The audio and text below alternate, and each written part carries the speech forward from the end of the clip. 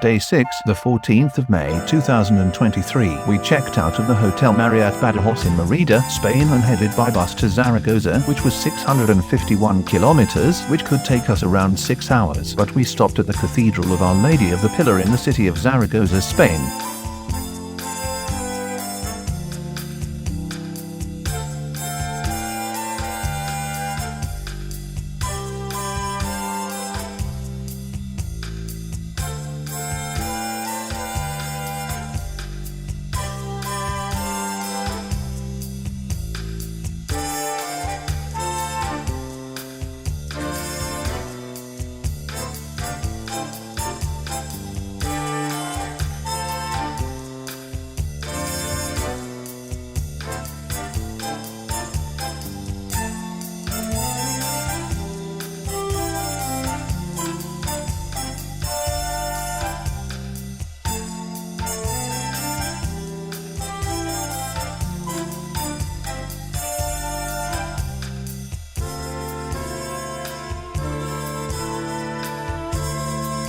The old castle was erected on top of a Roman fortress by the Arabs between the 12th and the 13th centuries. It had a rectangular floor plan with 4 circular towers at the corners, of which now only 2 are preserved. The new castle was built in the 15th century. In the interior there is a big square, former parade ground, and stage for cultural activities. From there you can climb via a tiered ramp to the parapet walk and towers and enjoy the impressive staircase. Its 5-story tower keep is crowned with defensive watchtowers, arrow slits and battlements for different kinds of weapons. We can still make out the emblem of the Alvarez de Toledo family, denizens of the palace.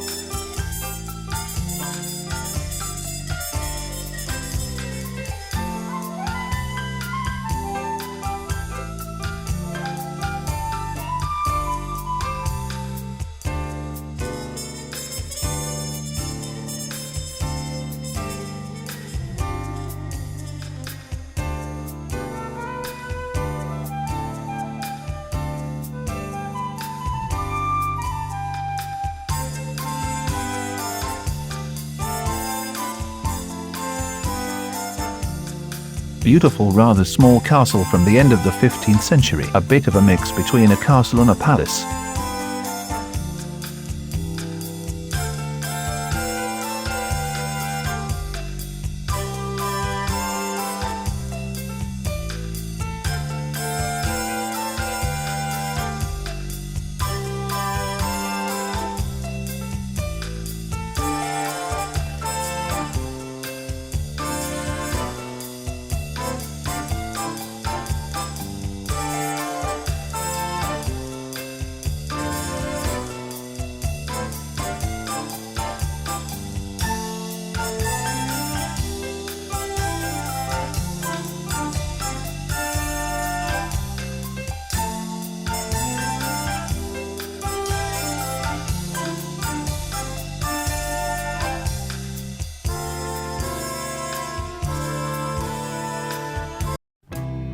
Cathedral of Our Lady of the Pillar.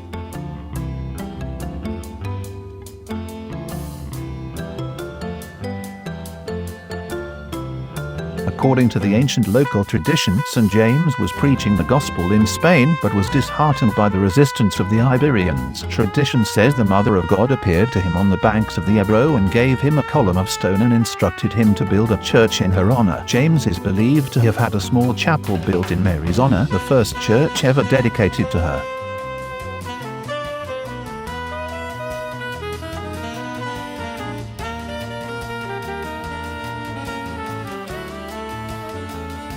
Numerous churches have since been built upon the site. The chapel built by James later gave way to a basilica during the time of the first Christian emperor Constantine. Subsequently, a Romanesque church was built and damaged by fire in the 15th century. Following that, a Gothic Mudéjar-style church was built.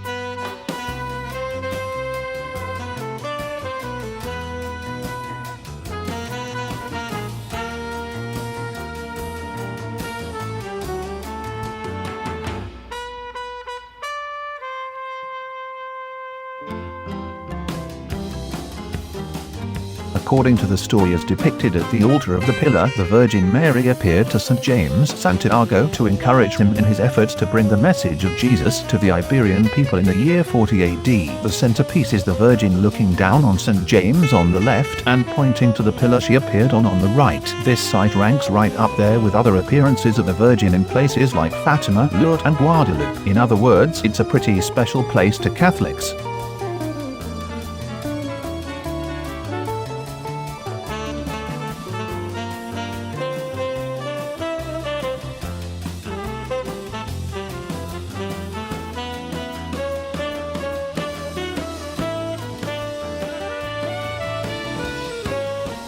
The present church in Baroque style was begun in 1681 and completed in 1686. In 1725, it was decided to change the orientation of the chapel of the pillar and enclose it in an even larger edifice. The building then realized its present dimensions of 130 meters long by 67 wide, with 11 cupolas and 4 towers.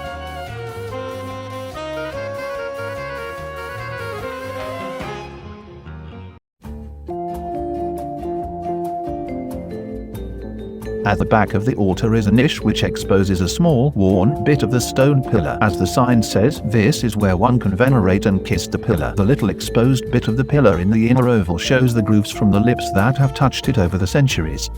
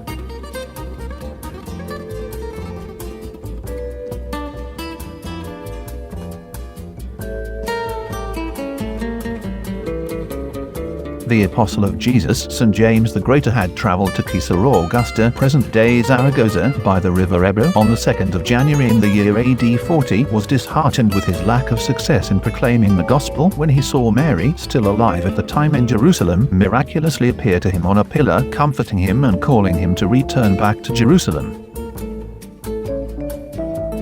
James returned to Jerusalem with some of his disciples, where he became a martyr, beheaded in AD 44 during the reign of Herod Agrippa. His disciples allegedly returned his body to Spain.